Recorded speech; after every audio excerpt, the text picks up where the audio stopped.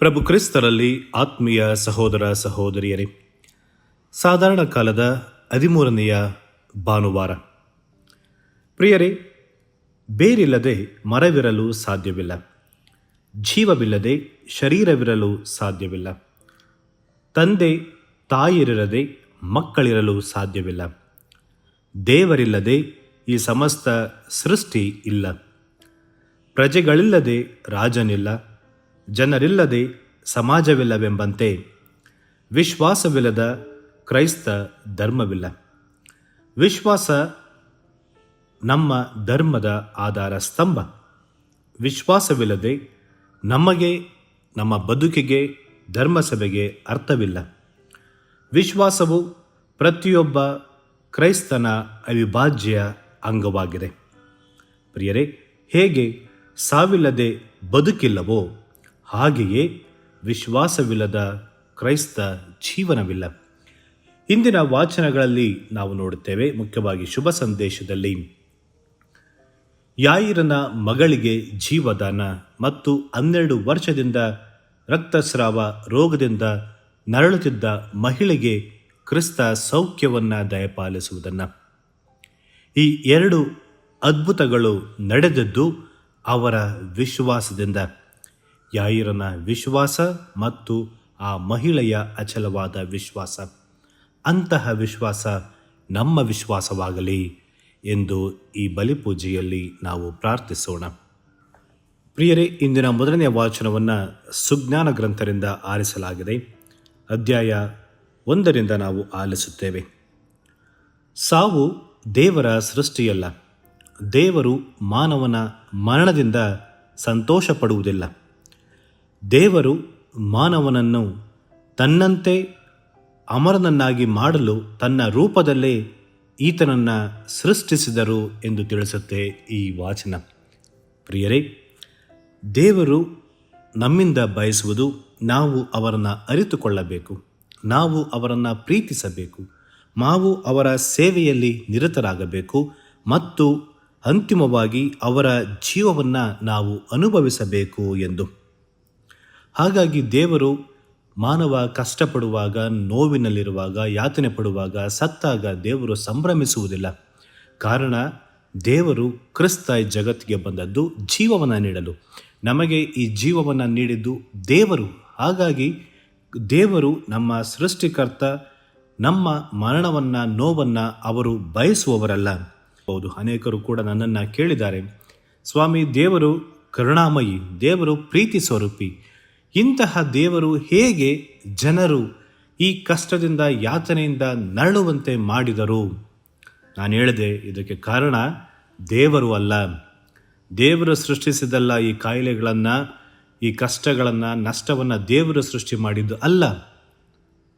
ಇದಕ್ಕೆ ಕಾರಣ ನಮ್ಮ ತಪ್ಪುಗಳು. ಇದು ಮಾನವ ಕಲ್ಪಿತ, ಮಾನವನಿಂದ ಇದು ಉಂಟಾದದ್ದು.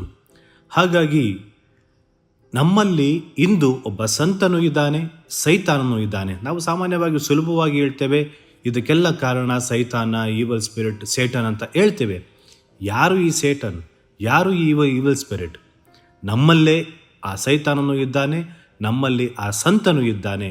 ಹಾಗಾಗಿ ನಮ್ಮಲ್ಲಿ ನಾವು ಆದಷ್ಟು ಮಟ್ಟಿಗೆ ಆ ಸೈತಾನನನ್ನು ನಾಶ ಮಾಡಿ ನಮ್ಮಲ್ಲಿರುವ ಸಂತನನ್ನು ಬೆಳೆಸಬೇಕಿದೆ. ಹಾಗಾಗಿ ಪ್ರಿಯರೇ, 1ನೇ ವಾಚನ ನಮಗೆ ಇಂದು ತಿಳಿಸುವಂತೆ, ದೇವರು ನಮ್ಮ ಮರಣದಿಂದ ಸಂತೋಷ ಪಡುವುದಿಲ್ಲ, ಬದಲಾಗಿ ದೇವರು ಸದಾಕಾಲ ಅವರೊಂದಿಗೆ ಅವರ ಆ ಜೀವವನ್ನು ನಾವು ಅನುಭವಿಸಬೇಕು ಎಂದು ಬಯಸುತ್ತಾರೆ. ಇಂದಿನ 2ನೇ ವಾಚನವನ್ನು ಸಂತ ಪೌಲರು ಕೊರಿಂಥರಿಗೆ ಬರೆದ 2ನೇ ಪತ್ರದಿಂದ ಆರಿಸಲಾಗಿದೆ. ಅಧ್ಯಾಯ 8ರಿಂದ. ಇಂದು ಪೌಲ ನಮಗೆ ತಿಳಿಸುವುದು, ಸಮೃದ್ಧಿಯಲ್ಲಿರುವವರು ಇನ್ನೊಬ್ಬರ ಕೊರತೆಯನ್ನು ನೀಗಿಸುವಂತಿರಬೇಕು. ಆದರೆ ಸಮೃದ್ಧರು ಬಡವರ, ಅಸಹಾಯಕರ ನೆಮ್ಮದಿಯನ್ನು, ಸಮೃದ್ಧಿಯನ್ನು ಹಾಳು ಮಾಡಲೆಂದೇ ಬಯಸುತ್ತಿರುವ ಇಂದಿನ ಸನ್ನಿವೇಶವನ್ನು ಈ ವಾಚನ ನಮಗೆ ನೆನಪಿಸುತ್ತಾ ಇದೆ. ಪ್ರಿಯರೇ, ಈ ವಾಚನದ ಮೂಲಕ ಸಂತ ಪೌಲರು ನಮಗೆ ತಿಳಿಸುತ್ತಾ ಇರುವುದು, ಅಧಿಕವಾಗಿ ಪಡೆದಿರುವವರು ಏನೂ ಇಲ್ಲದವರೊಂದಿಗೆ ಹಂಚಿಕೊಂಡು ಸಮಾನತೆಯ ಬದುಕನ್ನು ಜೀವಿಸಿರಿ ಎಂದು. ಈ ಕೊರಿಂತ್ ನಗರದಲ್ಲಿ ಅನೇಕ ಶ್ರೀಮಂತರಿದ್ದರು.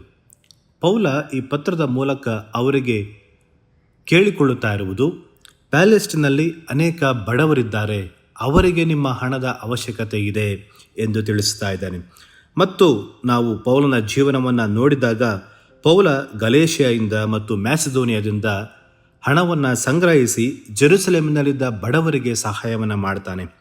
ಅದೇ ರೀತಿ ನೀವೆಲ್ಲರೂ ಕ್ರಿಸ್ತನ ವಿಶ್ವಾಸಿಗಳಾಗಿದ್ದೀರಿ, ಕ್ರಿಸ್ತನ ಹಿಂಬಾಲಕರಾಗಿದ್ದೀರಿ, ಹಾಗಾಗಿ ನಿಮ್ಮಲ್ಲಿ ಸಮಾನತೆ ಇರಬೇಕು. ಶ್ರೀಮಂತರು ತಮ್ಮಲ್ಲಿ ಇರುವುದನ್ನು ಬಡವರೊಂದಿಗೆ ಹಂಚಿಕೊಂಡು ಅವರ ಜೀವನವನ್ನು ಉತ್ತಮಪಡಿಸಬೇಕು ಎಂದು ಸಂತ ಪೌಲರು ತಿಳಿಸುತ್ತಾರೆ. ಹೇಗೆ ಯೇಸುಸ್ವಾಮಿ ದೇವರ ಪುತ್ರನಾಗಿದ್ದರು, ಎಲ್ಲವನ್ನ ತೊರೆದು ಒಬ್ಬ ಸಾಮಾನ್ಯ ಮನುಷ್ಯನಾಗಿ ಈ ಜಗತ್ತಲ್ಲಿ ಜೀವಿಸಿದರು, ಅದೇ ರೀತಿ ನಾವು ಕೂಡ ನಮ್ಮಲ್ಲಿರುವುದನ್ನು ಇತರರಲ್ಲಿ ಹಂಚಿಕೊಳ್ಳಬೇಕು ಎಂದು ಸಂತ ಪೌಲ ಈ ವಾಚನದ ಮೂಲಕ ನಮಗೆ ಕರೆ ನೀಡುತ್ತಾ ಇದ್ದಾರೆ. ಪ್ರಿಯರೇ, ಇಂದಿನ ಶುಭ ಸಂದೇಶವನ್ನು ಮಾರ್ಕರ ಶುಭ ಸಂದೇಶ ಅಧ್ಯಾಯ 5 ವಾಕ್ಯ 21ರಿಂದ 43 ತನಕ ನಾವು ಆಲಿಸುತ್ತೇವೆ. ಇಂದಿನ ಶುಭ ಸಂದೇಶದಲ್ಲಿ ಯಾಯಿರನ ವಿಶ್ವಾಸ ಮತ್ತು 12 ವರ್ಷಗಳಿಂದ ರಕ್ತಸ್ರಾವ ರೋಗದಿಂದ ನರಳುತ್ತಿದ್ದ ಮಹಿಳೆಯ ವಿಶ್ವಾಸದ ಬಗ್ಗೆ ನಾವು ಆಲಿಸುತ್ತೇವೆ ಮತ್ತು ಅವರ ವಿಶ್ವಾಸಕ್ಕೆ ತಕ್ಕ ಪ್ರತಿಫಲವನ್ನು ಅವರು ಪಡೆಯುವುದನ್ನು ಕೂಡ ನಾವು ಇಂದಿನ ಶುಭ ಸಂದೇಶದಲ್ಲಿ ಆಲಿಸ್ತೇವೆ. ಪ್ರಿಯರೇ, ಮೊದಲನೇದಾಗಿ ನೋಡೋದಾದರೆ ಯಾಯಿರ, ಹೀಬ್ರು ಭಾಷೆಯಲ್ಲಿ ಯಾಯಿರ ಎಂದರೆ ಜ್ಞಾನೋದಯ ಪಡೆದವನು ಎಂದು ಅರ್ಥ. ಯಾಯಿರ ಕಫೆರ್ನಾಮಿನ ಪ್ರಾರ್ಥನಾ ಮಂದಿರದ ಅಧಿಕಾರಿಯಾಗಿದ್ದ. ಈ ಯಾಯಿರ ಯೇಸುವಿನ ವ್ಯಕ್ತಿತ್ವ ಮತ್ತು ಅವರು ಮಾಡುತ್ತಿದ್ದ ಪವಾಡಗಳನ್ನು ನೋಡಿ ಯೇಸುವಿನಲ್ಲಿ ವಿಶ್ವಾಸವನ್ನು ಆತ ಪಡೆದಿದ್ದ. ಯಾವಾಗ ತನ್ನ ಮಗಳು ಸಾಯುವ ಹಂತಕ್ಕೆ ಹೋಗ್ತಾಳೆ, ಯಾಯಿರ ವಿಶ್ವಾಸಿಸಿದ ಕ್ರಿಸ್ತ ನಿಜವಾಗಿಯೂ ನನ್ನ ಮಗಳಿಗೆ ಸೌಖ್ಯವನ್ನು, ಜೀವವನ್ನು ಕೊಡಬಲ್ಲರು ಎಂಬ ವಿಶ್ವಾಸದೊಂದಿಗೆ ಯೇಸುವಿನ ಬಳಿ ಬರ್ತಾನೆ. ಬಂದವನೇ ಮೊದಲು ಯೇಸುವಿನ ಪಾದಕ್ಕೆ ಎರಗುತ್ತಾನೆ. ಪ್ರಿಯರೇ, ಇದು ಬಹಳ ಮುಖ್ಯ. ವಿಶ್ವಾಸದಲ್ಲಿ ಮೊದಲ ಹಂತ ನಮ್ಮನ್ನೇ ನಾವು ಸಮರ್ಪಣೆ ಮಾಡಿಕೊಳ್ಬೇಕು. ಯಾಯಿರ ಕ್ರಿಸ್ತನಿಗೆ ತನ್ನನ್ನೇ ತಾನು ಸಮರ್ಪಿಸಿಕೊಂಡ, ಮೊಣಕಾಲೂರಿ ಪ್ರಾರ್ಥಿಸಿದ. ಇಂದು ನಾವು ನಮ್ಮನ್ನೇ ನಾವು ಸಮರ್ಪಿಸಿಕೊಳ್ಳಬೇಕು. ಸಂಪೂರ್ಣವಾಗಿ ದೇವರಿಗೆ ನಮ್ಮನ್ನೇ ನಾವು ಸಮರ್ಪಣೆ ಮಾಡಿಕೊಳ್ಳಬೇಕು. ಯಾಯಿರನ ಆ ವಿಶ್ವಾಸಕ್ಕೆ, ಆ ಸಮರ್ಪಣೆಗೆ ಕ್ರಿಸ್ತ ಆತನ ಮಗಳಿಗೆ ಜೀವವನ್ನು ಕೊಡುತ್ತಾರೆ. ಮತ್ತು ಇಂದಿನ ಶುಭ ಸಂದೇಶದಲ್ಲಿ ಕಾಣುವ ಮತ್ತೊಂದು ಪ್ರಮುಖವಾದ ಅಂಶ, 12 ವರ್ಷಗಳಿಂದ ರಕ್ತಸ್ರಾವ ರೋಗದಿಂದ ನರಳುತ್ತಿದ್ದ ಮಹಿಳೆ. ಪ್ರಿಯರೇ, ಯಾಜಕ ಕಾಂಡ ಅಧ್ಯಾಯ 15 ವಾಕ್ಯ 19ರಲ್ಲಿ ನಾವು ನೋಡುತ್ತೇವೆ, ಮಹಿಳೆಗೆ ರಕ್ತಸ್ರಾವವಾದರೆ ಅವಳು 7 ದಿನಗಳ ತನಕ ಪ್ರತ್ಯೇಕವಾಗಿರಬೇಕು. ಅವಳನ್ನು ಮುಟ್ಟಿದವರು ಆ ದಿನದ ಸಂಜೆಯವರೆಗೂ ಅಶುದ್ಧರಾಗುತ್ತಿದ್ದರು ಎಂದು ಬರೆದಿದೆ.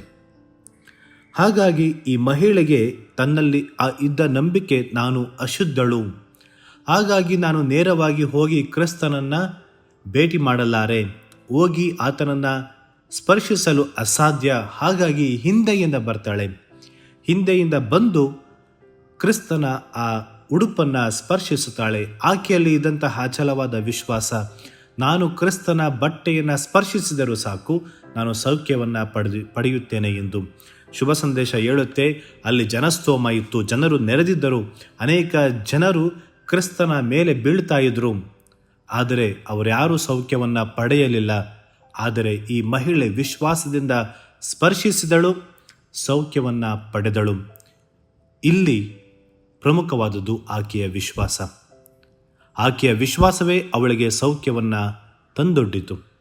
ಪ್ರಿಯರೇ, ಇಂತಹ ವಿಶ್ವಾಸ ಇಂದು ನಮ್ಮ ವಿಶ್ವಾಸವಾಗಬೇಕು.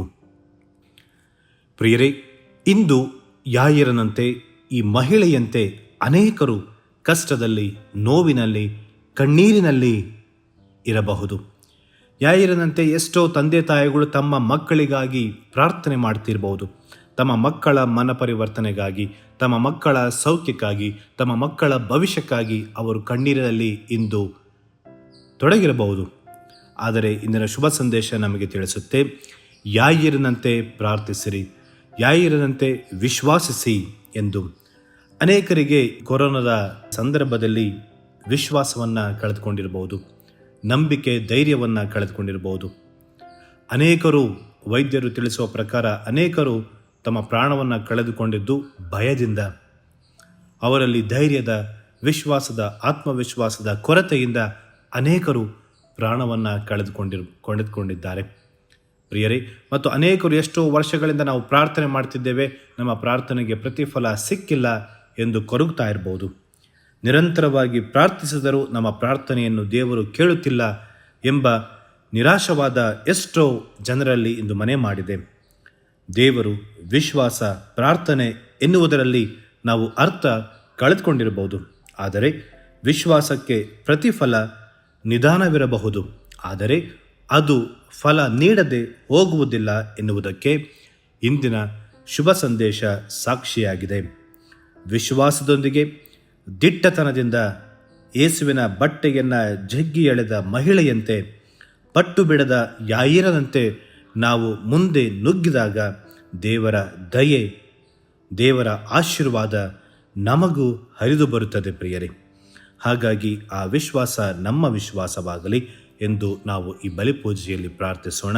ಮತ್ತು ಸಂತ ಪೌಲ 2ನೇ ಪತ್ರದಲ್ಲಿ ಇಂದು ನಮಗೆ ತಿಳಿಸುವಂತೆ ನಾವು ಪರರಿಗೆ ಸಹಾಯ ಮಾಡೋಣ. ಪರರ ಹೆಸರಿನಲ್ಲಿ ಹಣವನ್ನು ಪಡೆದು ಅದನ್ನು ಕೆಟ್ಟ ಸ್ವಾರ್ಥಕ್ಕೆ ಉಪಯೋಗಿಸದೆ, ಪರರ ಹೆಸರಿನಲ್ಲಿ ಪಡೆಯುವ ಹಣವನ್ನು ಬಡವರಿಗೆ ಸಹಾಯ ಮಾಡುತ್ತಾ ಅವರ ಬದುಕನ್ನು ನಾವು ಇಂದು ಉತ್ತಮಗೊಳಿಸಬೇಕಾಗಿದೆ. ಮತ್ತು ಮೊದಲನೇ ವಾಚನ ನಮಗೆ ತಿಳಿಸುತ್ತೆ, ದೇವರು ಜೀವದ, ಉತ್ಸಾಹದ, ಸ್ಫೂರ್ತಿಯ ಸೆಲೆಯಾಗಿದ್ದಾರೆ. ದೇವರು ನಮ್ಮ ಕಷ್ಟವನ್ನು ನೋಡುವಲು ಬಯಸುವುದಿಲ್ಲ, ಬದಲಾಗಿ ನಮ್ಮ ಆರೋಗ್ಯವನ್ನು, ನಮ್ಮ ಸಂತೋಷವನ್ನು, ನಮ್ಮ ಜೀವವನ್ನು ನೋಡಲು ಬಯಸುತ್ತಾರೆ ಎಂಬ ವಿಶ್ವಾಸದೊಂದಿಗೆ ನಾವು ಈ ಬಲಿಪೂಜೆಯನ್ನು ಮುಂದುವರಿಸೋಣ. ಆಮೆನ್. ಪ್ರಿಯರೇ, ಈ ಚಾನೆಲ್ ಸಬ್ಸ್ಕ್ರೈಬ್ ಮಾಡಿ ಪ್ರತಿದಿನ ದೇವರ ವಾಕ್ಯವನ್ನು ಆಲಿಸುತ್ತಾ ಅದನ್ನು ಇತರರೊಂದಿಗೆ ಹಂಚಿಕೊಳ್ಳಲು ನಮಗೆ ನೆರವಾಗಿರಿ. ಧನ್ಯವಾದಗಳು.